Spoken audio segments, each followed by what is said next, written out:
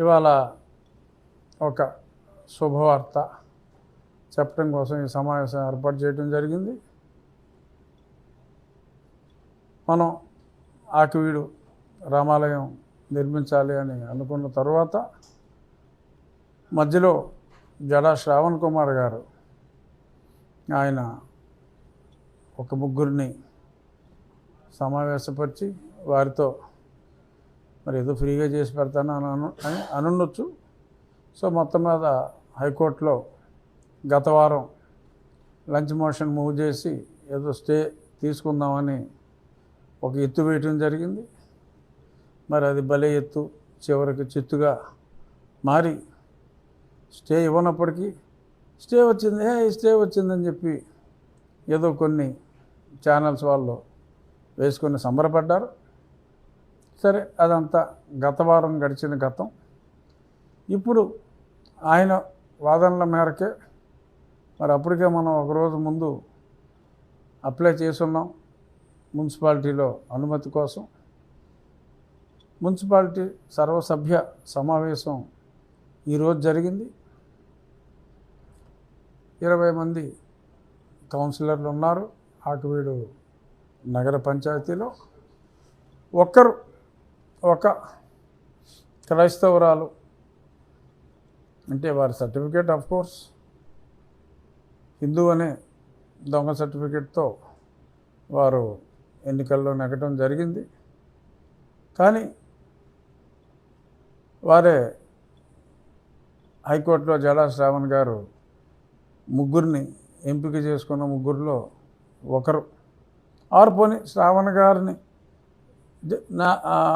లాయర్గా ఎంపిక చేసుకున్న ముగ్గురిలో ఒకరు, వైసే వర్స. సో కాబట్టి ఆవిడ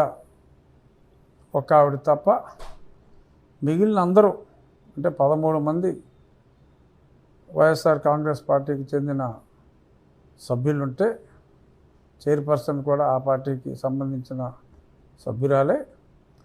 అయినప్పటికీ కూడా ఈ ఒక్క క్రిస్టియన్ మహిళ గారు తప్ప మిగిలిన అందరూ మతాలకు అతీతంగా, పార్టీలకు అతీతంగా రామాలయాన్ని, ఎందుకంటే నీ మతాన్ని నువ్వు ప్రేమించు, ఇతరుల మతాన్ని నువ్వు గౌరవించు అనే ఒక చక్కటి సాంప్రదాయాన్ని, రాజ్యాంగ స్ఫూర్తిని అనుసరించి మా ఆకివీడులో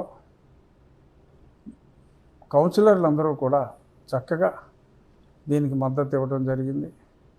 20కి 19 మంది మద్దతు అంటే అది అసాధారణం. మరి ఎందుకంటే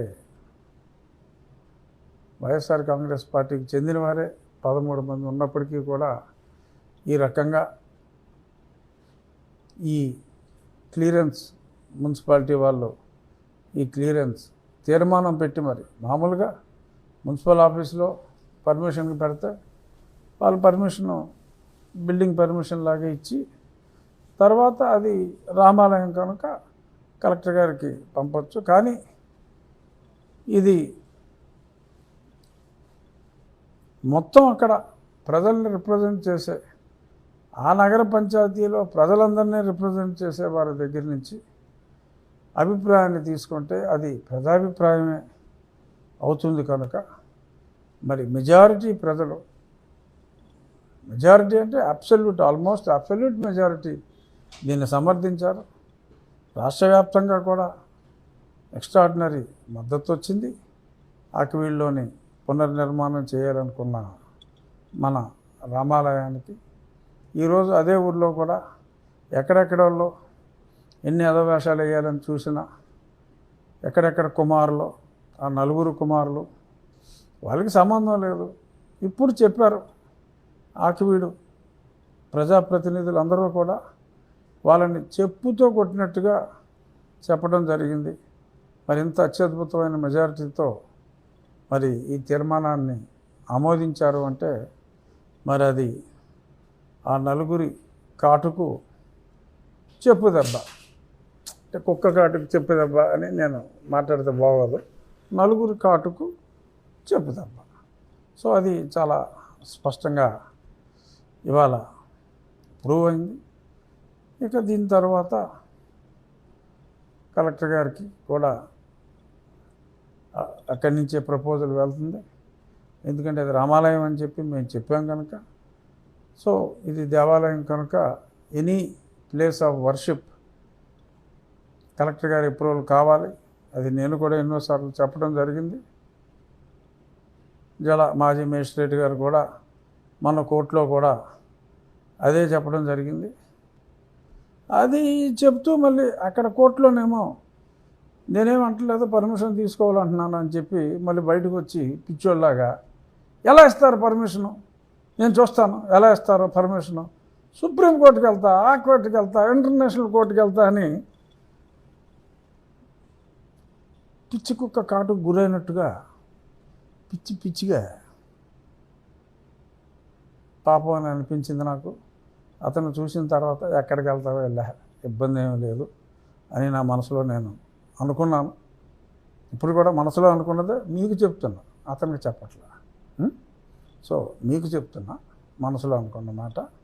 ఇక మొన్న సరే, దీని తర్వాత త్వరలో ఖచ్చితంగా శంకుస్థాపన డేటు ఒక 3 రోజుల్లో 4 రోజుల్లో మళ్ళీ మీడియా ముఖంగా తెలియజేస్తాను. మే మొదటి వారంలోనే పెట్టాలి. ఎండలు మరింతగా ముదిరిలోపే పెట్టాలి. ఒక పక్క సజావుగా ఆ రాళ్ళ తయారీ, ఎందుకంటే మన నల్లరాతి కట్టడం కాబట్టి ఆ రాళ్ళ తయారీ చక్కగా జరుగుతుంది. ఇక్కడ ఈలోపు మరి ఆ సుప్రీంకోర్టు తీర్పు వచ్చిన దరిమిల నేను కూడా ఆ తీర్పుని ప్రభుత్వాలు కూడా పాటించాల్సిన అవసరం ఉంది అని పదే పదే చెప్తున్న దరిమిల మిస్గైడ్ చేయటానికి ఆడెవడో అజయ్ గాడ్ అని చెప్పి ఒకడు, అతను ఈ doesn't belong to SC community, అతను ఏదో బీసీ కమ్యూనిటీకి చెందినవాడు. అలాగే ఇంకా చాలామంది మిస్గైడ్ చేస్తున్నారు. ఎందుకంటే చర్చని వ్యాపారంగా మలుచుకున్న వాళ్ళు వాళ్ళ వ్యాపారానికి దెబ్బ పడుతుందని చెప్పి టార్గెట్ అమాయకులైన మరి చాలామందిని టార్గెట్ చేస్తున్నారు. అది ఆ వ్యాపారం దెబ్బతింటుందేమో, దశంభాగాలకి దెబ్బ పడుతుందన్న ఒక భయంతో ఈ నాన్ షెడ్యూల్ కాస్ట్ పాస్టర్స్ కొద్దిమంది చాలా ఎక్కువగా, ఇస్మాయిల్ అని ఒకడు ఉన్నాడు ఇక్కడ, మరి అతను ముస్లిం. సో అతనికి ఈ రిజర్వేషన్లో ఎటు తిరిగి అప్లికబుల్ కాదు. సో కాదు కాబట్టి ఎక్కడున్నా సరే ఇష్టం వచ్చినట్టు మాట్లాడేయటం. ఆ మధ్యన మరి కొన్ని అక్రమ కట్టడాలని మరి ప్రజల అనుమతితోటే తీసేసినప్పుడు ఏదో సెల్ ఫోన్ టవరు ఎక్కాడు, వదిలేయండి ఆడే పోతాడంటే వదిలేసేటప్పటికి ఆడే దిగి వెళ్ళిపోయాడు. సో ఇప్పుడు అతని మీద రౌడీ షీటర్ కూడా ఉంది.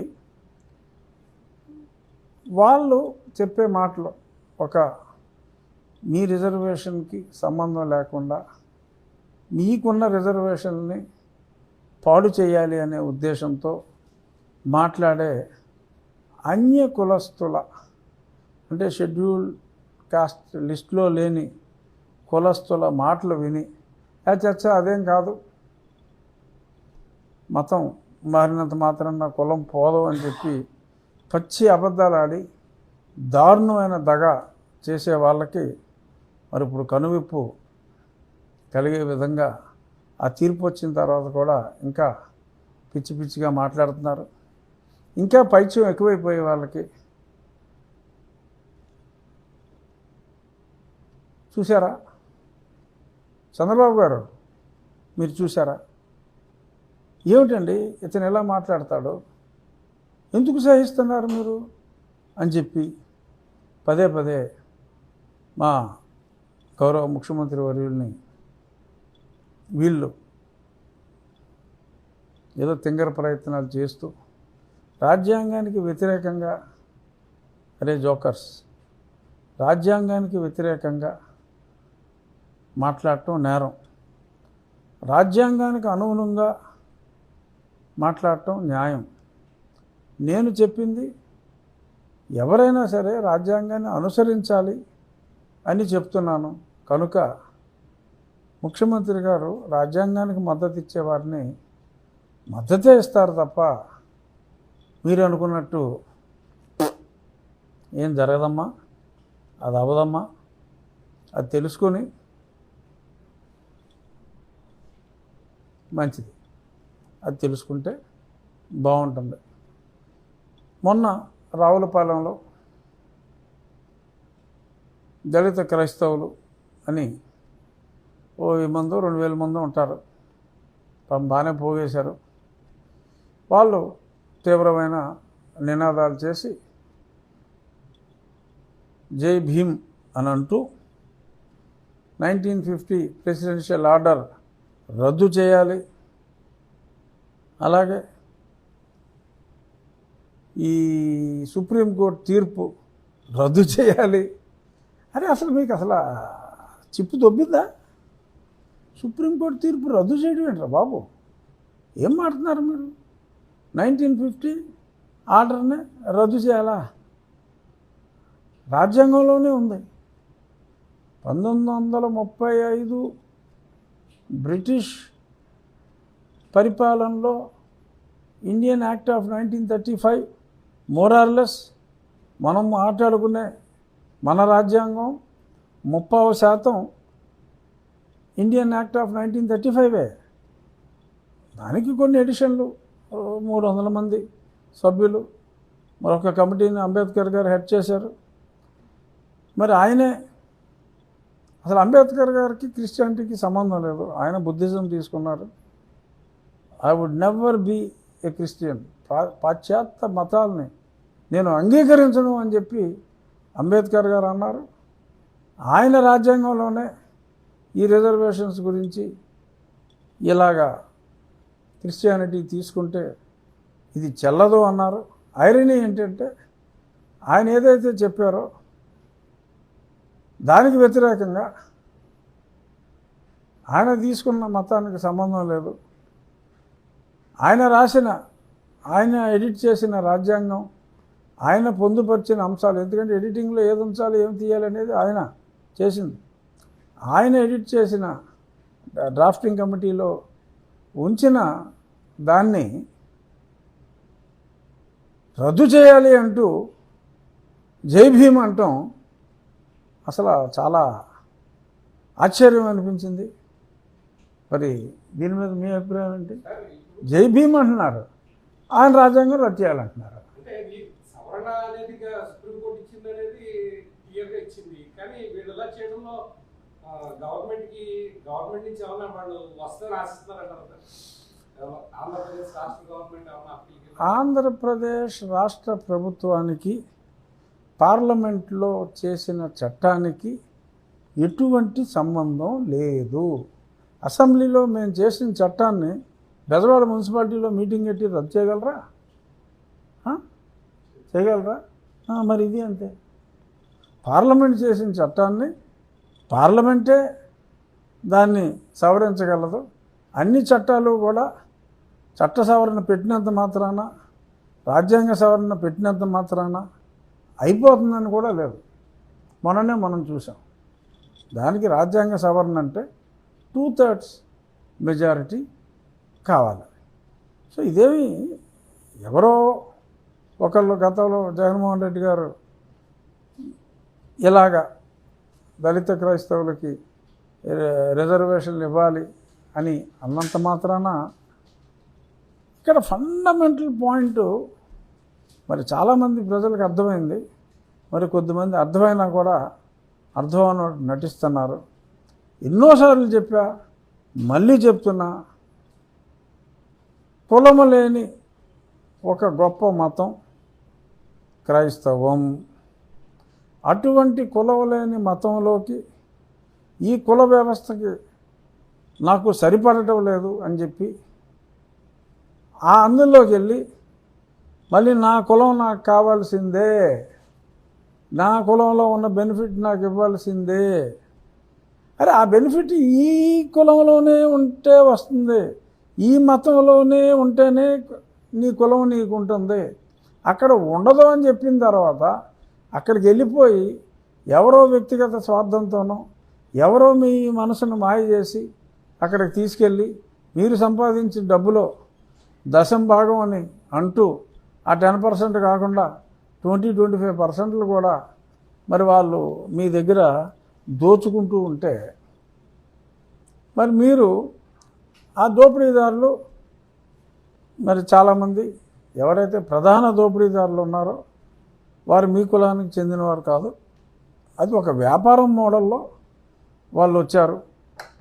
ఎందుకంటే వాళ్ళకి ఎటువంటి సర్టిఫికెట్లు రద్దు గొడవ లేదు కాబట్టి మీ వీక్నెస్తో మీ డబ్బుల కోసం మీకుండే ఉద్యోగ అవకాశాలని మీకుండే విద్యా అవకాశాలని చెడగొట్టే పరిస్థితిని క్రియేట్ చేశారు. ఇన్నాళ్ళు కళ్ళు మూసుకుని ఉన్నారు, వాళ్ళ మాటలు నమ్మారు. ఎందరో రాజకీయ నాయకులు కూడా వారి వారి వ్యక్తిగత స్వార్థం కోసం వారి వారి ఓటు రాజకీయాల కోసం మీరు ఏమి చేసినా ఎస్సీ చట్టాన్ని అట్రాసిటీస్ చట్టాన్ని ఎంత దారుణంగా దుర్వినియోగం చేసినా మళ్ళీ మళ్ళీ మీకే మద్దతు ఇస్తూ మీ ఓట్ల కోసం చాలామంది నాటకాలు ఆడిన మాట వాస్తవం, అది ఒప్పుకోవాలి. కానీ మరి ఈరోజు పని జరగదమ్మా అని చెప్పి అందరూ తెలిసేసుకున్నారు. అందరూ తెలిసేసుకున్న తర్వాత కూడా ఇంకా మాకు దొంగ కేసులు ఎట్టే అధికారం కావాలి అని రావులపాలెంలో మీరు గొడవ చేసేసి మేము మతం మారినా సరే సుప్రీంకోర్టు తీర్పులు రద్దు చేసేనా లేదంటే సత్తా చూపిస్తాం. ఏం చూపెడతారా సత్తా? ఏం చేస్తారు? సర్టిఫికెట్లు గ్యారంటీగా రద్దు చేస్తారు. If you are professing Christianity being a schedule caste you have got every right. మతం మారే స్వేచ్ఛ రాజ్యాంగమే ఇచ్చింది. మారండి, తప్పులేదు. మారి ఈ కూడా కావాలని అడిగి హిందూ మతంలోనే ఉన్న దళితుల ఆకాంక్షల్ని మీ బలీయమైన కాంక్షలతో బలి చేయవద్దు అనే స్పష్టంగా చెప్పడం జరుగుతుంది. ప్రసన్న కుమార్ అనబడే ఒక దళిత వ్యక్తి, నాకెంతో సన్నిహితుడు కూడా అతను. మరి అతను దళిత హిందువుల హక్కుల పోరాటం అనే ఒక సమితిని స్టార్ట్ చేసి హక్కుల కోసం ఆయన పోరాడుతున్నాడు. మరి ఆయన ఎవరైతే ఎస్సీ సర్టిఫికెట్లతో పాస్టర్స్ ఉన్నారో ఎస్సీ సర్టిఫికెట్స్తో రైట్ టు ఇన్ఫర్మేషన్లో ఇన్ఫర్మేషన్ కనుక్కున్నాడు. ఖచ్చితంగా నాకున్న సమాచారం బహుశా రేపు ఎల్లుండో ఆయనే చెప్పాడు నాకు, ఇలా నేను కేసు వేస్తున్నాను అని. అది ఏదైనా ఉంటే మీరు అది మీ ఇష్టం, నాకు చెప్పొద్దు. ఎందుకంటే నేను ఇటువంటి వాటికి దూరంగా ఉంటానని చెప్పడం జరిగింది. కానీ అక్కడ ఒక దళితునిగా వారికి చెందవలసిన హక్కులు మరి అర్హత లేని మతం మారిన వ్యక్తులు కొట్టేస్తూ ఉంటే మరి ఆయన వారి హక్కుల కోసం పోరాడుతున్నాడు. అలా చైతన్యం ఇప్పుడు వచ్చింది. మరి పాస్టర్లోనే అంటే మొన్న తాటి ఆనంద్ కూడా అంతే కదా, పాస్టర్ ఎస్సీ కేసు పెట్టే మొత్తం అంతా దొరికేశాడు ఆయన. సో అలా పాస్టర్లోనే అతను చెప్పిన సమాచారం మేరకు నాకు 60% నుంచి 70% వరకు ఇప్పుడున్న ఈ చర్చ్ పాస్టర్లో ఎస్సీ సర్టిఫికేట్స్తో ఉన్నారన్నట్టుగా అతను న్యాయ పోరాటానికి సిద్ధమవుతున్నట్టుగా తెలిసింది. వేసుకోండి, రావులపాలెం కాకపోతే ఇంకేదో ఊళ్ళో, ఇంకో పాలెంలో, ఇంకో పురంలో వేసుకోండి. న్యాయస్థానాలనే రద్దు చేయాలని చెప్పి అడగండి, మీ ఇష్టం. ఆలోచించుకోండి. నలుగురు కుమారుల మాటలు విని మీ బంగారు భవిష్యత్తుని పాడు చేసుకుంటారా? ఏం చేయాలనేది అది మీ ఇష్టం. ఇలా ఎంతమంది కుమారులు వచ్చి అసలు మా ఆకివీడులో గుడి, మా ఆకివీడు ప్రజాప్రతినిధులు అందరూ ఓవర్వెల్మింగ్గా మద్దతు ఇచ్చారు. ఎక్కడ చింతలపూడి కుమారు, రాజమండ్రి కుమారు, తిరుపతి కుమారు, ఇంకో కుమారు ఎక్కడ వెళ్ళాడు, బెజవాడ కుమారా? బెజవాడ కుమార్ ఎవరు? జడ బెజవాడ, బెజవాడ, మంగళగిరి, తాడికొండ కుమారు. వీళ్ళందరికీ ఏంటి సంబంధం అనేది నాకు అర్థం కావట్లా. మీ దేవుణ్ణి మీరు పూజించుకోండి, నాకులాగానే జడా శ్రావణ్ గారు చెప్పినట్టు చక్కగా అనుమతి తీసుకోండి, ఓ మంచి చర్చి కట్టుకోండి, పూజించండి. మేము మా ఊళ్ళో గుడి కట్టుకుంటున్నాం, రాములవారిని పూజించుకుంటాం. మీ నలుగురు కలిపి 4 ఊర్లలో కట్టుకోండి, నాకులాగానే లోకల్ బాడీ అప్రూవల్ తీసుకోండి, ఆ కలెక్టర్ గారి అప్రూవల్ తీసుకోండి, పూజించుకోండి, తప్పులేదు. అంతేగాని మాకు వీడోళ్ళు వాళ్ళు గురి కట్టుకోవాలనుకుంటే నలుగురు మద్దతు కూడా తీసుకుని వాళ్ళు గురి కడదాం అనుకుంటే ఇలా కడతానికి వీల్లేదు, ఎలా కడతారో చూస్తాను అని చెప్పి తింగరగా మాట్లాడేయటం. 13 మంది ఇప్పుడున్న వైసీపీ కార్యకర్తలు మీరు బెదిరించి, కార్యకర్తల కౌన్సిలర్స్ ని బెదిరించి ఈ కౌన్సిల్లో తీర్మానం చేశారని ఆరోపణ ఉంది సార్. ఇది కూడా నీలే నవ్వుతారండి వాళ్ళు, ప్రజాప్రతినిధులు, పైగా వైఎస్ఆర్ కాంగ్రెస్ పార్టీకి చెందిన ప్రజాప్రతినిధుల్ని ఎవరైనా బెదిరించగలరా? వారంతట వారు. ఇన్ఫ్యాక్ట్ ఒక ఆయన అయితే నాకు తెలిసింది, ఆయన మెడ్రాసులో ఉన్నా కూడా, అనారోగ్యంగా ఉన్నా కూడా, నా రాముడికి మందిర నిర్మాణంలో నేను ఉండాలి, మెజారిటీ ఉన్నప్పటికీ కూడా నా మద్దతు కూడా తెలియచేయాలి అని చెప్పి వారు వచ్చి మద్దతు ఇవ్వడం జరిగింది. ఇది శ్రీరాముని ఆలయం కోసం వారంతట వారు మనస్ఫూర్తిగా, మనస్సాక్షిగా తీసుకున్న నిర్ణయం. అసలు గుడి కట్టాలరా బాబు అని చెప్పిందే సాక్షి కదా. సాక్షి వైఎస్ఆర్ కాంగ్రెస్ వేరు కాదుగా, ఎంతో కొంత ఉందిగా లింకు. అసలు సాక్షిలోనే రామానికి దిక్కెవరంటే మరి సాక్షిలో రాసిన దానికి కూడా స్పందించి వారు మద్దతు ఇవ్వరా? దానికి నేను అసలు వేరే పార్టీ వాళ్ళని బెదిరించగలనా? నెంబర్ 1. బెదిరిస్తే ప్రజాప్రతినిధులు భయపడతారా? నెంబర్ 2. సో వారంతట వారు రాముని మీద ప్రేమతో, సమాజంలో సెక్యులరిజం మీద ఉన్న గౌరవంతో చక్కగా వారి సంపూర్ణ మద్దతు ఇచ్చారు తప్ప ఇక్కడ ఎటువంటి కనీస ప్రెషర్ కూడా అవకాశమే లేదు. ఇది నేను భగవంతుని సాక్షిగా చెప్తాను. నేను ఎవరిని కూడా ఎటువంటి ప్రలోభానికి గురి చేయలేదు. మనస్ఫూర్తిగా ఆ శ్రీరాముని ఆలయ నిర్మాణానికి ఈరోజు మున్సిపాలిటీ అప్రూవల్, ఆ శ్రీరాముని మీద గౌరవాభిమానాలు, భక్తి ప్రపత్తులు ఉన్నవారు అందరూ కలిసి మద్దతు ఇచ్చారు. ఇక మొన్న నర్సాపూర్లో మన గొడవలు ఇలా జరిగి ఈ టైంలోనే 2,27,00,000 క్యాష్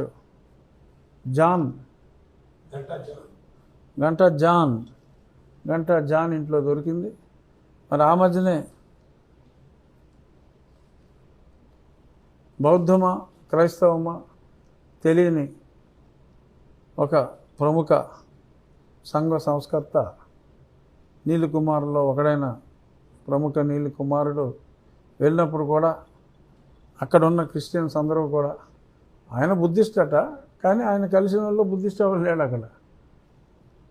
మొత్తం అంతా ఇదిగో ఈ ఇస్మాయిల్, రాజేష్ ఖన్నా మన జైలుకి వెళ్ళిన వాళ్ళు, అక్కడ గొడవలు చేసిన వాళ్ళు, అక్కడ గొడవలు కారణం వీళ్ళు. రాజేష్ ఖన్నా, ఇదిగో ఈ బ్యాచ్, అక్కడ ఈ క్రిస్టియన్ బ్యాచ్ ఈయన ఉన్నారు కదా, వీళ్ళందరూ కూడా మరి అక్కడ కలిసి మాట్లాడుకోవటం జరిగింది. మరి ఆ తర్వాత ఇదిగో మరి ఈ రకంగా మరి డబ్బులు రావటం, ఇది ఎవరో ఇన్కమ్ ట్యాక్స్ కేసులాగా భావించినట్టుగా తెలిసింది. ఇన్కమ్ ట్యాక్స్ వాళ్ళు అదేదో చూసుకుంటా ఉన్నారని ఈ పోలీస్ శాఖ దీన్ని వదిలేసినట్టుగా తెలిసింది. బహుశా ఇది కూడా సస్పెండ్ అయిన కుమార్ ఎన్ని ఇన్ఫ్లుయెన్స్ చేశాడా అన్నది నాకు తెలియదు. ఏదేమైనప్పటికీ ఇది ఇన్కమ్ ట్యాక్స్ వ్యవహారం కాదు. ఖచ్చితంగా దీని వెనక కుట్ర ఉంది. వాళ్ళు ఎవరెవరితో ఫోన్ టచ్లో ఉన్నారు, ఈ డబ్బు ఏ కుట్ర కోసం ఇక్కడికి వచ్చింది. మరి ఇటువంటి రావులపాలెం సమావేశాలు జరగాలంటే మరి కావాలి కదా, ఇంధనం కావాలి కదా. ఇంధనం అంటే ధనమే కదా ఇక్కడ. సో మరి అటువంటి కుట్రలు చేయడానికి ఇంధనం సమకూర్చింది ఎవరు? ఇన్కమ్ ట్యాక్స్ ఏం చేస్తారు? ఓకే 35% కట్టు, లేదంటే 50% కట్టు, 35 పెనాల్టీ, 70% కట్టు అని అందులో డబ్బు తీసుకుంటారు. కానీ ఇందులో క్రైమ్ యాంగిల్ ఉంది. ఆ క్రైమ్ యాంగిల్ని ప్రభుత్వం వదిలేయడానికి లేదు. ఇది కేవలం డబ్బు ఇష్యూ కాదు, దీని వెనక క్రైమ్ యాంగిల్ ఉంది. ఆ క్రైమ్ యాంగిల్ని ఖచ్చితంగా ప్రభుత్వం పరిశీలించాలి. ఎందుకంటే మా ఆకివిడికి దీనికి కూడా కుట్ర ఉందేమో. ఇదే ప్రాంతం, ఇక్కడ గొడవలు చేయించింది సునీల్ కుమారే, అక్కడ మొన్న వెళ్ళింది కూడా సునీల్ కుమారే, ఇక్కడ గొడవలు చేసి జైలుకి వచ్చిన బ్యాచే మొన్న అక్కడ నరసాపురం వెళ్ళారు. ఇదంతా అదే గ్యాంగ్. నేను ఆదేశిస్తే పని అవదమ్మా. నేను ప్రభుత్వంలో లేను. నేను రాజ్యాంగబద్ధ పదవిలో ఉన్నాను. ప్రభుత్వానికి నాకు చెప్పాలి అంటే సంబంధం లేనట్టే లెక్క. నేనైనా ఇలాగే డిమాండ్ చేస్తాను. ఎవరైనా పిటిషన్ ఇస్తే పిటిషన్ కమిషన్ చైర్మన్గా ఆ కన్సర్న్ పోలీసులను పిలిచి ఏమిటి దీని వెనకాల బ్యాక్గ్రౌండ్ ఏంటి మీరు విచారించలేదా అని చెప్పి అడుగుతాను. నాకు ఎవరైనా పిటిషన్ ఇస్తే ఒక ఎమ్మెల్యే డెఫినెట్గా పిటిషన్ కమిటీ చైర్మన్గా నేను పోలీసులను కూడా పిలుస్తాను. ఏంటి దీని వెనకాల కుట్రాంగిల్ మీకు చూడవలసిన అవసరం ఉందని నేను చెప్పగలను. అంతేగాని నేను ప్రభుత్వంలో పాటుగా ఐ కెన్ పబ్లిక్ రిప్రజెంటేషన్స్ని నేను పిటిషన్గా స్వీకరించి నేను చేయొచ్చు. ఆ పవర్ ఉంది నాకు పిటిషన్స్ కమిటీ చైర్మన్గా. Any deputy speaker is automatically petitions committee chairman. So అది ఉంది. దీన్ని అలసత్వం వహించి ఎవడో ప్రెషర్ పెట్టాడనో ఇలాగా వదిలేయకూడదు. ఖచ్చితంగా దీని వెనకాలన్న కుట్ర యాంగిల్ని చూడవలసిన బాధ్యత ఉంది. సో ఇంకేమైనా ప్రశ్నలు ఉన్నాయి? మీరు మొన్న ప్రెస్ మీట్లో కల్వారీ టెంపుల్ మీద ఒక వ్యాఖ్య చేశారు. ఇప్పుడు కలెక్టర్ గారితో కలెక్టర్ గారిని కూడా నేను కన్సల్ట్ చేయమని చెప్పాను చెప్పారు. ఇప్పుడు అది ఎంతవరకు వచ్చిందంటే అసలు రాష్ట్ర ప్రభుత్వంగా ఎక్కడా కూడా ఆ కల్వారీ టెంపుల్స్కి క్లియరెన్స్ లేనట్టుగా నాకు తెలిసింది. ఇక్కడ కూడా మొన్న స్థానిక సెక్రటరీ గతంలో ఒక నోటీస్ ఇచ్చారు, రిప్లై ఇవ్వలేదు. మళ్ళీ ఇంకొక ఫైనల్ నోటీస్ ఇవ్వడం జరిగింది. 15 రోజుల్లో నువ్వు రిప్లై ఇవ్వకపోతే మేము డిస్మాంట్లింగ్ చర్యలు తీసుకుంటామని. ఒక 5-6 రోజులు అయినట్టుంది.